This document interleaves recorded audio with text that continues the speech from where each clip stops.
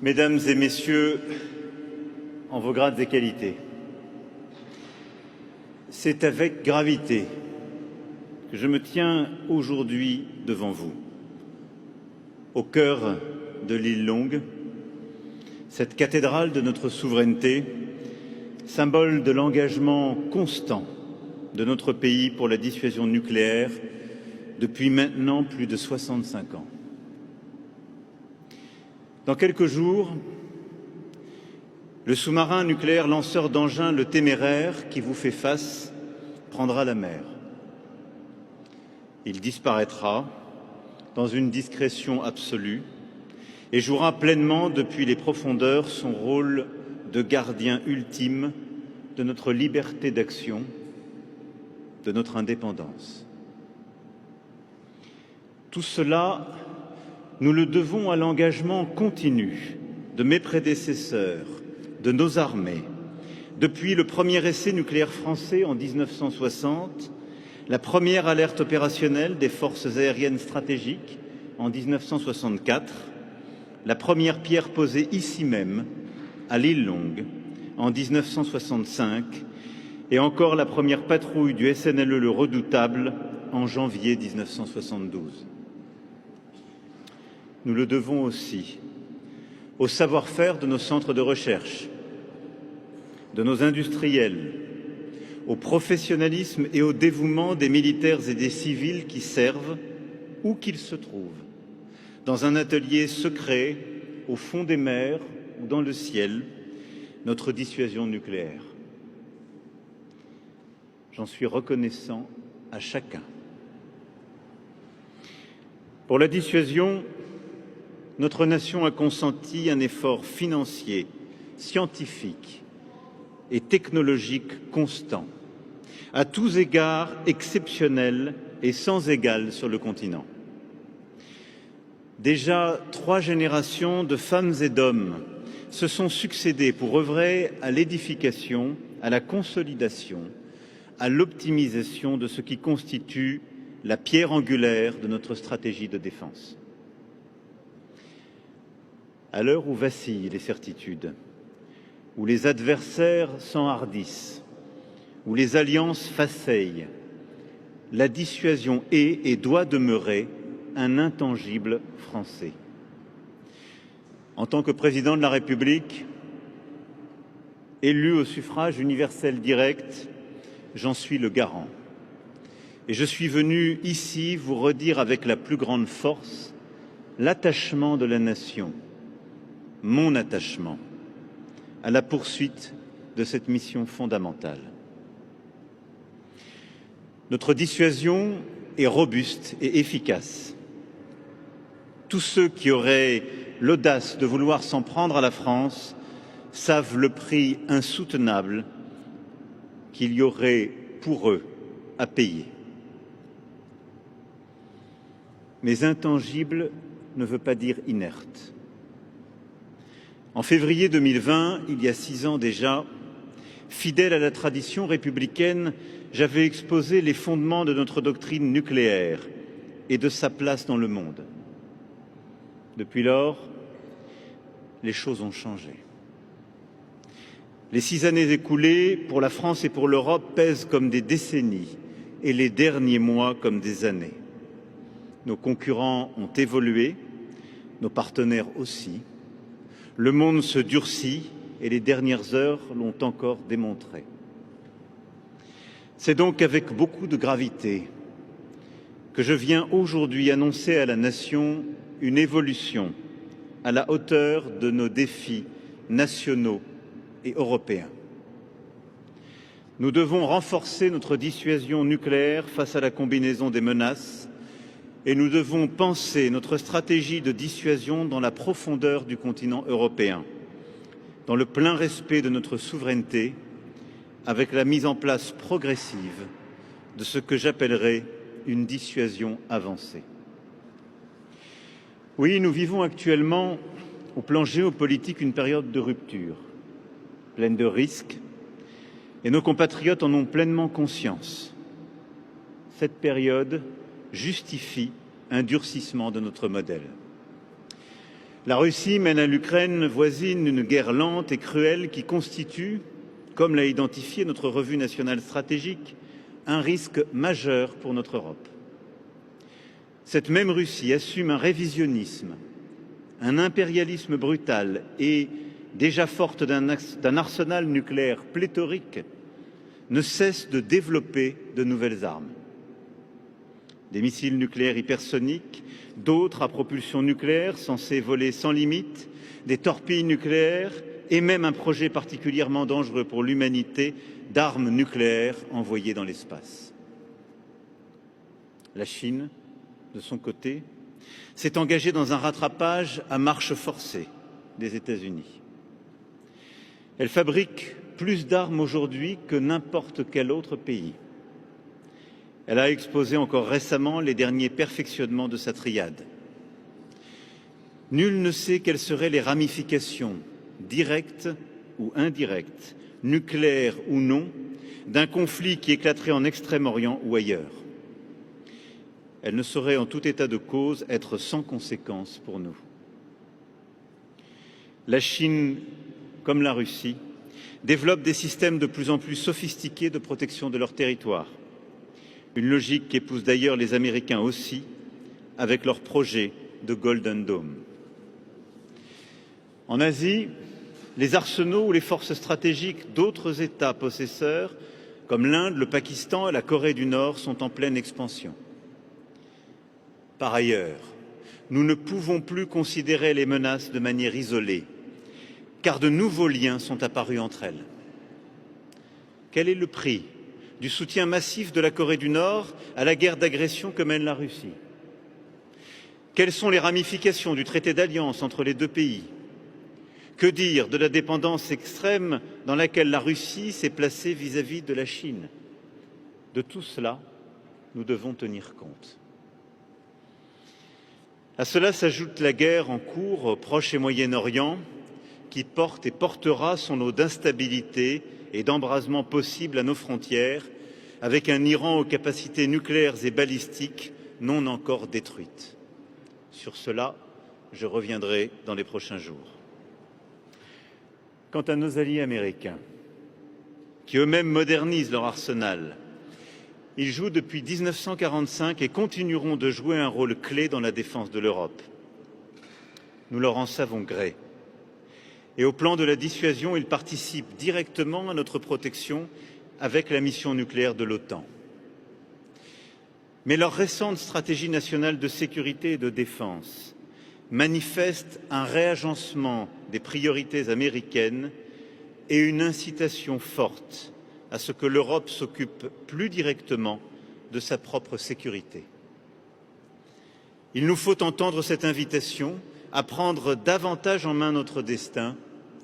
Et comme vous le savez, je ne dis pas autre chose depuis le premier jour de mon premier mandat. Il y a par ailleurs une autre caractéristique de la période que nous vivons.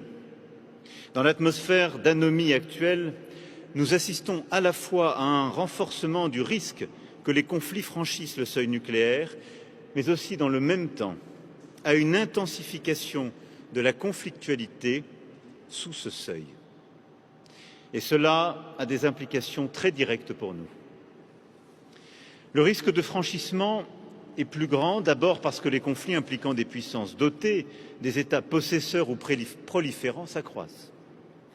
N'a-t-on pas vu tout récemment des explosions de violence impliquant l'Inde, le Pakistan, l'Iran, Israël? N'a-t-on pas vu aussi des comportements irresponsables de la Russie en particulier, avec une modification de sa doctrine cousu main pour menacer l'Ukraine, une banalisation du discours sur l'arme, des officiels qui agitent des menaces inconsidérées, des tirs de missiles du haut, comme l'Oreshnik, à proximité des frontières européennes? Tout cela est un changement majeur qui rend plus tangible le risque de franchissement. Dans le même temps, les puissances nucléaires comme la France doivent aussi s'accoutumer à la possibilité de conflits majeurs sous le seuil nucléaire dans leur environnement immédiat. N'a-t-on pas vu ces derniers mois des salves de missiles tomber sur des puissances dotées ou des États possesseurs? l'Europe pourrait un jour se trouver dans une position similaire. Pour gérer ce genre de situation avant qu'elle ne franchisse le seuil nucléaire, il faut des capacités spécifiques. L'alerte avancée pour détecter les menaces, la défense aérienne élargie pour s'en prémunir, la frappe dans la profondeur pour contrer et agir au plan offensif. C'est tout cela qu'on appelle l'épaulement. Pour être forts dans notre dissuasion nucléaire, nous devons être forts dans nos capacités conventionnelles dans toutes leurs dimensions. C'est bien sur ces deux piliers que se fonde notre défense, et j'en ai souligné l'importance dès 2020. Mais les dernières années ont bien montré le manque criant de capacités d'épaulement en Europe. Et cette situation n'est pas tenable. Et vous verrez qu'elle occupe une place importante dans mon raisonnement. Tout cela montre en tout cas que les menaces nucléaires s'accroissent, se diversifient, qu'elles sont davantage connectées entre elles, qu'elles risquent d'être précédées d'épisodes de conflits intenses sous le seuil et que les défenses de nos adversaires potentiels se renforcent. Nous devons donc en tirer les leçons. Car en effet, dans ce monde dangereux et instable, comme vous m'avez déjà entendu le dire à plusieurs reprises, pour être libre, il faut être craint. J'en ai la conviction. Notre pays détient cette arme hors du commun, qu'est l'arme nucléaire, et il en fait le socle de sa sécurité. La chaîne de commandement est d'une clarté totale, et la décision ultime revient au seul président de la République. Et devant la nation, dans ces temps d'incertitude, je le redis aujourd'hui avec force. En ma qualité de président de la République, je n'hésiterai jamais à prendre les décisions qui seraient indispensables à la protection de nos intérêts vitaux. Si nous devions utiliser notre arsenal, aucun État, si puissant soit-il, ne pourrait s'y soustraire. Aucun, si vaste soit-il, ne s'en remettrait. Un seul de nos sous-marins, tel que celui derrière moi, emporte avec lui une puissance de frappe qui équivaut à la somme de toutes les bombes tombées en Europe pendant la Seconde Guerre mondiale. C'est près de 1000 fois la puissance des premières bombes nucléaires. C'est donc un discours de puissance assumé au service de la paix que je viens vous tenir aujourd'hui. Et cette puissance, vous le savez mieux que quiconque, ne vient pas sans effort. Le maintien de la crédibilité de cet outil est le fruit de décisions importantes prises ces dernières décennies et accélérées ces dernières années. Les 3 décennies d'après la guerre froide nous avaient offert cette parenthèse de l'histoire où nous bénéficions de l'affaiblissement de nos adversaires et de l'empathie assurée de nos alliés. En conséquence, nous avions progressivement renoncé à la composante terrestre de notre dissuasion et nos arsenaux avaient décru. Ces temps pourtant si proches semblent déjà lointains. Dès 2017, j'ai pris acte de la fin des dividendes de la paix. Je me suis employé à assurer le renouvellement de tous nos moyens pour les prochaines décennies. Nos futurs sous-marins stratégiques ont été mis en chantier. Ceux qui assurent avec vaillance une présence permanente à la mer depuis 1972 verront donc la 3e génération prendre la mer, ici même, à l'île Longue. Les premières découpes de l'acier qui façonnera les coques de ces nouveaux sous-marins ont commencé il y a plusieurs mois à Cherbourg. Je tiens ici à féliciter les acteurs militaires, industriels, scientifiques qui œuvrent à ce succès. Très peu de nations dans notre monde sont capables de construire de tels sous-marins nucléaires, prodiges inégalés de technologie, aussi discret que performant, capable de frapper en tout point nos agresseurs potentiels.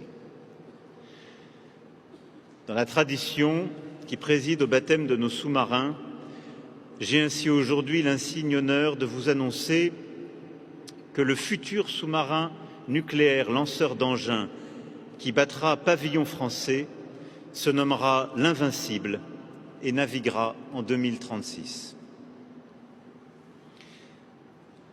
La même rigueur s'est appliquée au renouvellement intégral des autres domaines de la dissuasion. Nous disposons, depuis quelques mois, du nouveau missile M51.3 sur nos SNLE et d'une nouvelle tête nucléaire océanique optimisée pour pénétrer toutes les défenses. Notre force aérienne stratégique et la force aéronavale nucléaire ont vu leurs missiles de croisière nucléaire rénovés. Et nous allons lancer cette année le très ambitieux programme de missiles stratégiques hypersoniques et manœuvrants qui équipera nos avions de combat et le futur porte-avions dans la prochaine décennie. Notre programme national Tritium a été consolidé, nous assurant de notre capacité à poursuivre la production d'armes nucléaires en totale indépendance et autosuffisance. Notre réarmement, vous le voyez, engagé depuis presque 10 ans, porte donc ses fruits. Vous en voyez certains effets ici même, et l'effort se poursuivra bien sûr symétriquement sur le volet conventionnel. Et pourtant, le contexte que j'ai évoqué au début de mon propos m'amène à une conclusion claire. Nous ne pouvons pas nous satisfaire de la trajectoire actuelle. Et je dois à la nation, pour aujourd'hui, mais aussi pour l'avenir, l'assurance absolue que notre dissuasion demeurera crédible et qu'au moment des circonstances extrêmes, elle nous soustraira à tout chantage et toute capitulation. L'évolution des défenses de nos compétiteurs, l'émergence de puissances régionales, la possibilité de coordination entre adversaires et les risques liés à la prolifération, tout cela, après un examen minutieux, m'a conduit à cette conclusion. Un rehaussement de notre arsenal est indispensable. Il ne s'agit pas ici d'entrer dans une quelconque course aux armements. Cela n'a jamais été notre doctrine. Il serait inutile de prétendre entrer dans une coûteuse surenchère.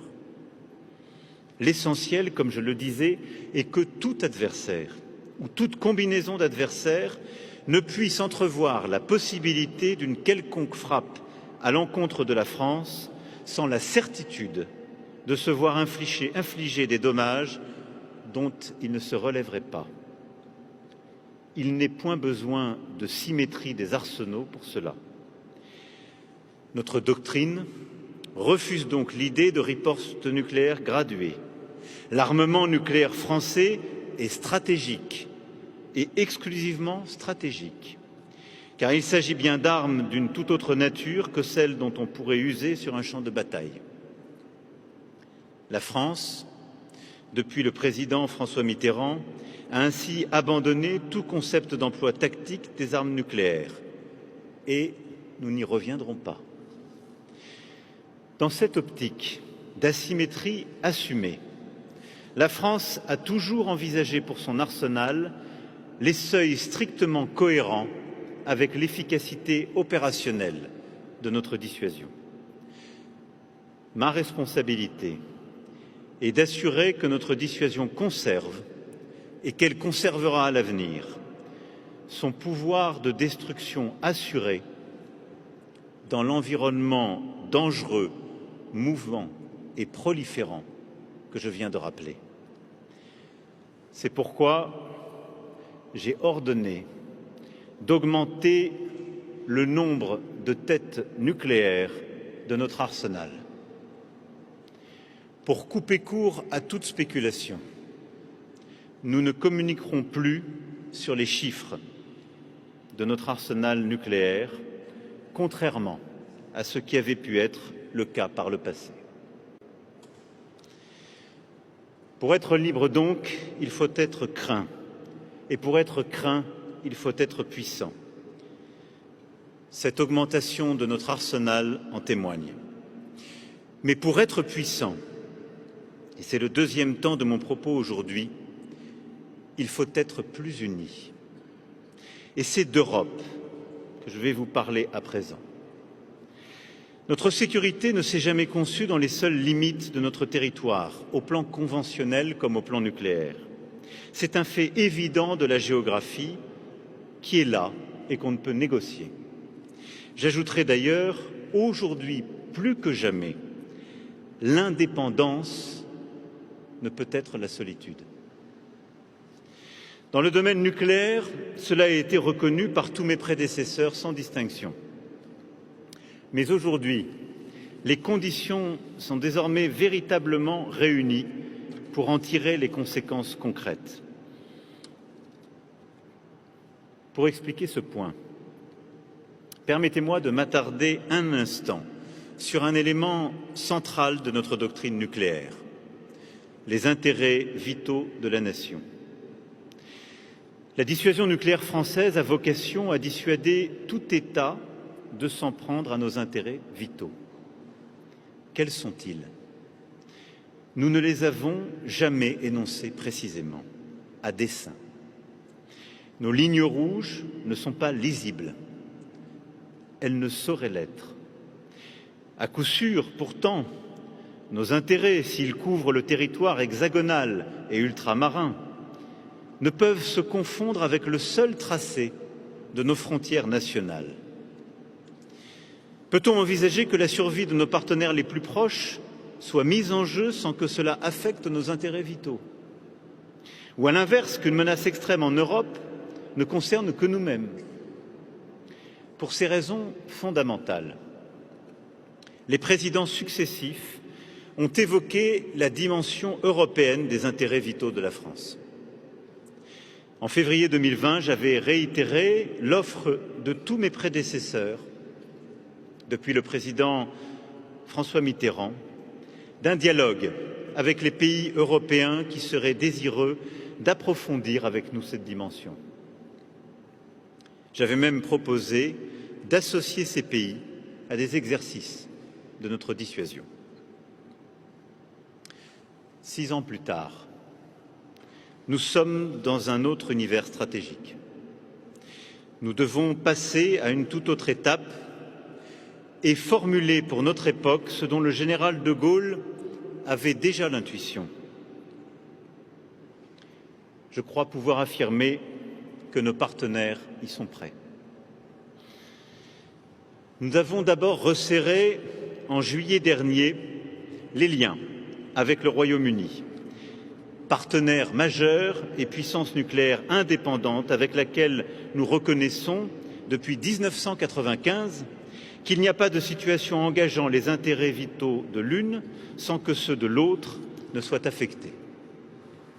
Nous avons renforcé nos coopérations nucléaires bilatérales, affirmé notre solidarité commune avec les Européens et ouvert la possibilité d'une coordination de nos dissuasions respectives. Dès cet hiver, de hauts responsables britanniques ont assisté pour la première fois depuis l'existence de notre dissuasion à l'un des exercices de nos forces aériennes stratégiques. Mais notre ambition doit être plus grande, car c'est la sécurité du continent, la nôtre, qui est en jeu pour l'avenir. Des contacts ont été pris avec un premier groupe d'alliés, à commencer, bien entendu, par notre partenaire essentiel, l'Allemagne. Ils ont répondu favorablement à l'offre de la France. Aujourd'hui, une nouvelle étape de la dissuasion française peut donc se concrétiser. Nous entrons sur le chemin de ce que j'appellerais la dissuasion avancée. Je préfère le dire tout de suite, il n'y aura aucun partage de la décision ultime, ni de sa planification, ni de sa mise en œuvre. En vertu de notre Constitution, elle appartient au seul président de la République, comptable devant le peuple français. En conséquence, il n'y aura pas non plus de partage de la définition des intérêts vitaux qui restera d'appréciation souveraine pour notre pays. Et pour cette raison, comme dans les autres alliances nucléaires, y compris lorsqu'elles ont des plans et des procédures, il n'y aura pas de garantie au sens strict du terme. Une garantie rigide, d'ailleurs, serait imprudente. Elle abaisserait le seuil nucléaire et réduirait d'autant l'incertitude de nos adversaires.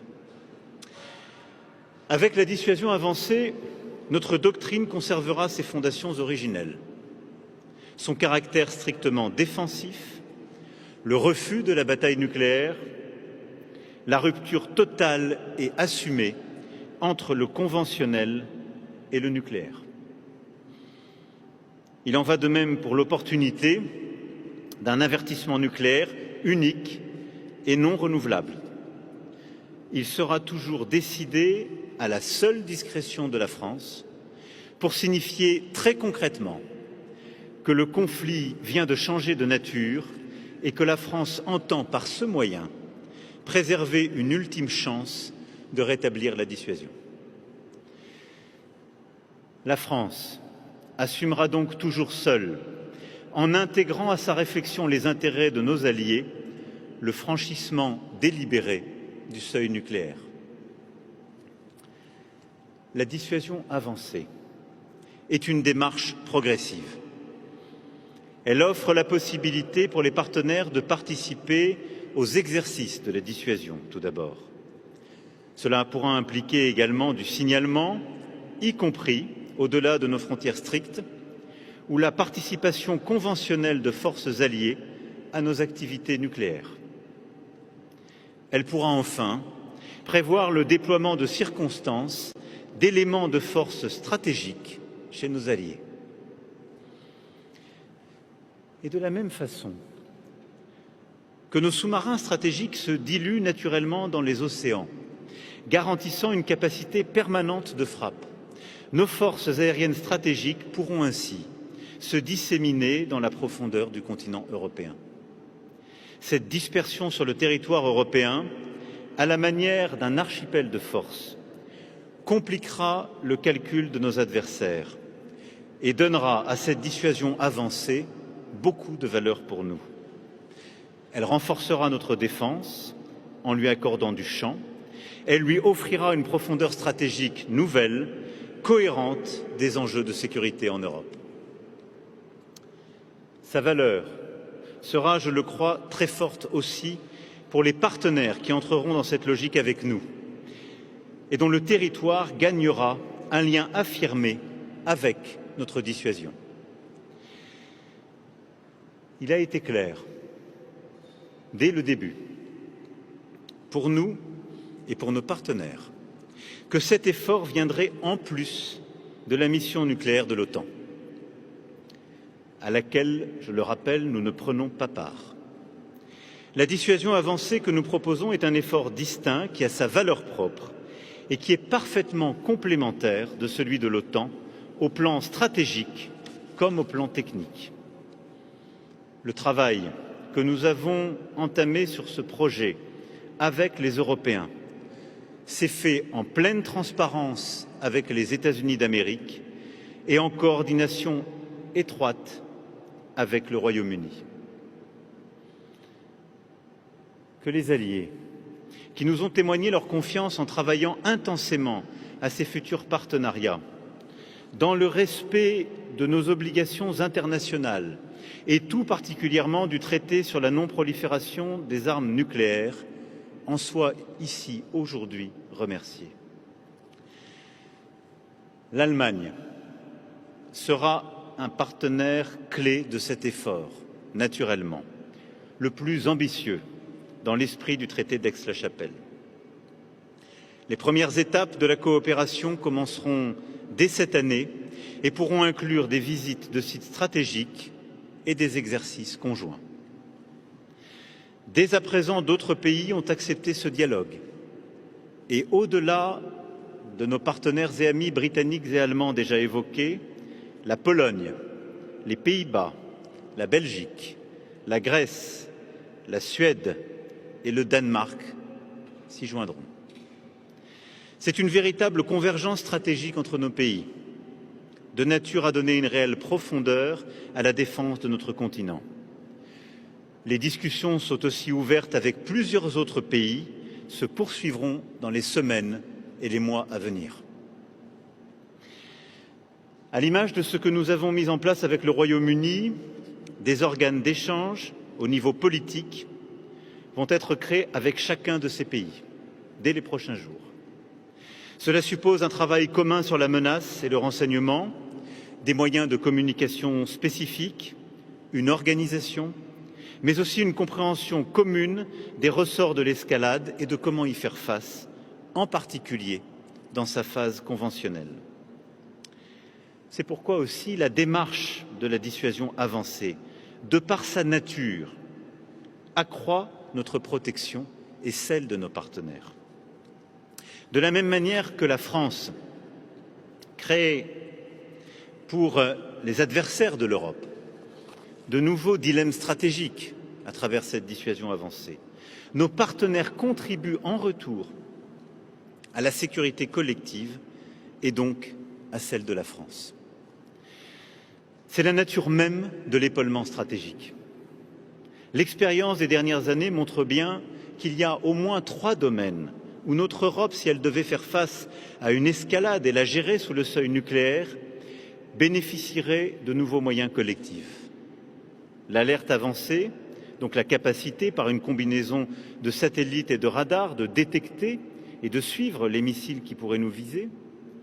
La maîtrise de notre ciel avec la défense aérienne élargie et les protections antimissiles et antidrones. Et enfin, les capacités de frappe dans la grande profondeur. En entrant avec nous dans cet épaulement réciproque, les pays partenaires peuvent aider à renforcer les capacités de l'Europe dans ces 3 domaines. Ce serait une juste répartition des efforts. Et la France y sera donc clairement gagnante. D'ores et déjà, les projets avancent et nous continuerons de forcer le pas. Pour ce qui est de l'alerte avancée d'abord, le programme Jewel donnera des capacités souveraines aux Européens pour détecter depuis l'espace les missiles qui les viseraient. Pour ce qui est de la défense aérienne, le système SAMTE-NG offrira des performances de premier rang mondial.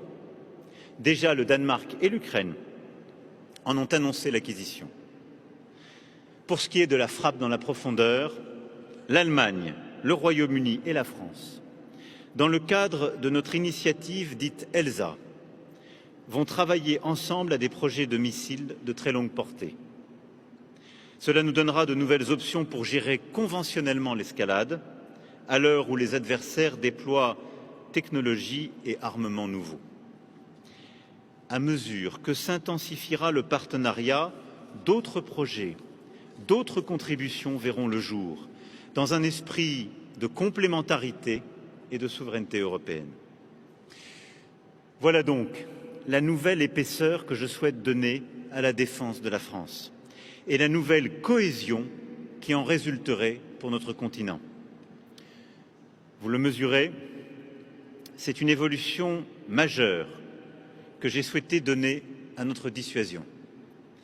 Le contexte permettant enfin de mettre sur ces mots de dimension européenne prononcés par presque tous mes prédécesseurs, une réalité qui bénéficie à la fois à notre pays et à nos alliés. Mais dans la période troublée que nous vivons, il sera nécessaire aussi de repenser les règles qui régissent la sécurité de notre continent et du monde. C'est tout un cadre qu'il faut recréer. Et les Européens devront pouvoir y prendre pleinement leur place et y défendre leurs intérêts. Ils le pourront d'autant plus qu'ils auront su prendre leur part du fardeau, renforcer leur autonomie stratégique et prendre les décisions majeures que je viens d'évoquer. Aujourd'hui, en effet, les accords internationaux de maîtrise des armements sont à la peine. Regardons la situation avec lucidité. Chacun a pris ses libertés. Les États-Unis ont mis fin au traité sur les missiles antibalistiques. Les États-Unis et la Russie ont mis fin au traité sur les forces nucléaires intermédiaires, dont la Russie violait depuis longtemps les dispositions. Le traité New Start, qui encadrait les arsenaux nucléaires américains et russes, a cessé d'exister il y a quelques semaines. La Russie a dératifié le traité d'interdiction sur les essais nucléaires, que les États-Unis n'avaient, eux, jamais ratifié. Une reprise des essais romprait un moratoire de près de 30 ans. La Chine, quant à elle, en plein rattrapage, ne s'associe à rien. Alors disons-le franchement, le champ des règles est un champ de ruines. Et l'animosité ambiante se prête assez peu à la confiance qu'il faut pour rebâtir les normes de sécurité collective. C'est pourquoi nous avons raison de durcir notre position et de prendre les décisions que je viens d'annoncer. Et cette anomie, malheureusement, ne vaut pas que pour ceux qui ont déjà l'arme, mais aussi pour ceux qui cherchent à l'acquérir. La conférence d'examen du traité sur la non-prolifération des armes nucléaires se tiendra en mai, dans un paysage lourd de menaces, avec les progrès inquiétants du programme nord-coréen, la crise iranienne, mais aussi les tentations croissantes de tous ceux qui, en Asie, en Europe ou ailleurs, cherchent des alternatives aux garanties de sécurité sur lesquelles ils croyaient pouvoir compter. Tel est l'esprit des temps. Mais la France ne compte pas s'y résoudre. Dans le domaine de la maîtrise des armements, notre propre bilan est en effet exemplaire. Et je veux aujourd'hui ici le rappeler. Nous avons démantelé la composante terrestre de notre dissuasion et nos installations d'enrichissement à des fins militaires.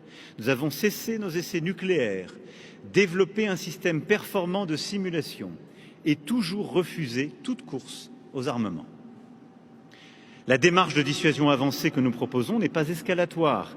Et en ce qu'elle accroîtra le sentiment de sécurité en Europe, elle est résolument bénéfique pour ne pas encourager un jour les risques de prolifération sur notre continent. Mais c'est surtout de logique que nous devons changer. Oui, les Européens ont pris l'habitude que leur sécurité dépende de règles faites par des tiers, en d'autres temps, défaites aussi, parfois à leur insu, souvent à leurs dépens. Soyons clairs, l'architecture de sécurité européenne, c'était cela.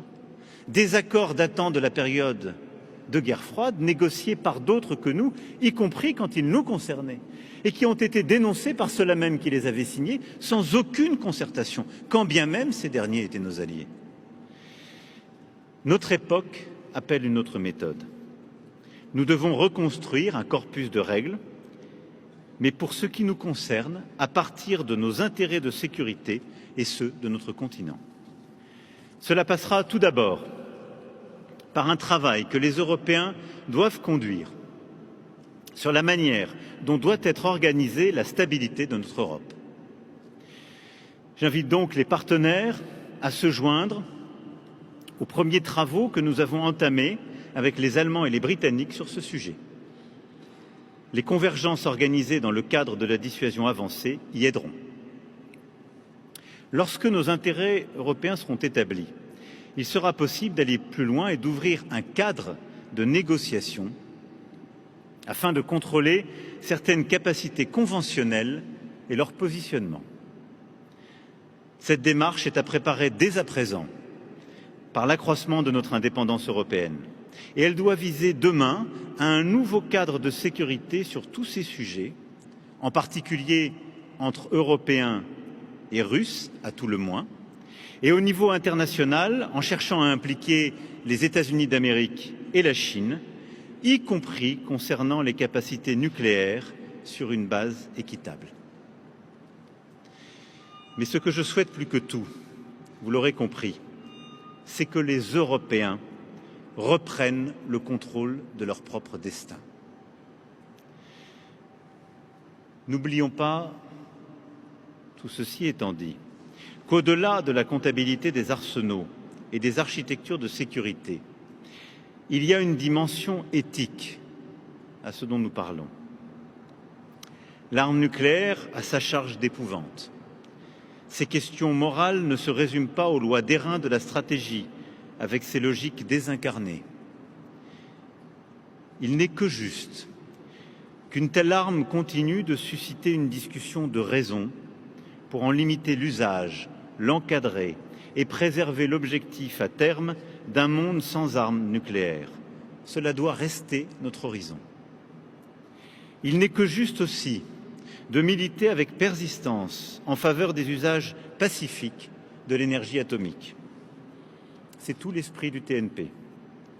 Et la France est en bonne position pour promouvoir à cet égard le nucléaire civil. Après tout, quel autre pays repose sur cette énergie comme nous, l'énergie nucléaire qui permet de produire 70% de notre électricité. Une énergie décarbonée à bas coût qui rend notre pays attractif. C'est ce qui fait que la France sera pleinement légitime pour organiser à Paris, le 10 mars prochain, un sommet pour encourager le développement de cette énergie, ses usages et son financement. Je crois aux vertus d'un nucléaire de confiance, aux vertus aussi des innovations dans la matière. Je crois à sa valeur pour faire face aux besoins voraces de nouvelles technologies et je suis déterminé à aider l'Agence internationale de l'énergie atomique à favoriser, avec un encadrement approprié, les nouvelles technologies sensibles. Mesdames et messieurs, le temps est venu pour moi de conclure. Et j'aimerais vous inviter un moment à prendre la mesure de cet endroit à nul autre pareil. La base opérationnelle de l'île Longue, à l'extrémité du Finistère. L'île Longue, qui est tout à la fois la pointe avancée de l'Europe, son cap occidental et sa forteresse. Et je vous invite à prendre conscience de tout ce qu'il signifie dans toutes ses dimensions. Masse, puissance, indépendance donc, et j'ajouterai solidarité stratégique. Ce que vous avez sous les yeux est un héritage précieux dont nous sommes les dépositaires et que nous continuerons à faire vivre avec ténacité. Nous continuerons donc de développer le formidable outil de puissance, expression du génie français, patiemment érigé depuis le début de la Ve République. Je me suis fermement engagé depuis 2017 dans le renouvellement de nos forces stratégiques et je m'y emploierai jusqu'au terme de ce mandat. La France sera forte d'un feu nucléaire modernisé, puissant, souverain et adapté à nos menaces. Toujours souveraine, elle sera forte aussi de son enracinement dans l'espace européen, de la profondeur stratégique qu'il lui donne, du renforcement des liens entre alliés et des complémentarités nouvelles qu'ils permettent. Le demi-siècle qui vient sera un âge d'armes nucléaires. La France, déterminée, libre, confiante, y tiendra tout son rôle. Elle continuera de se fortifier et pour son propre bénéfice, elle arrimera ce cap sur l'Atlantique au socle européen. Tel est mon message aujourd'hui. Soyons puissants, soyons unis, soyons libres. Vive la République, vive la France.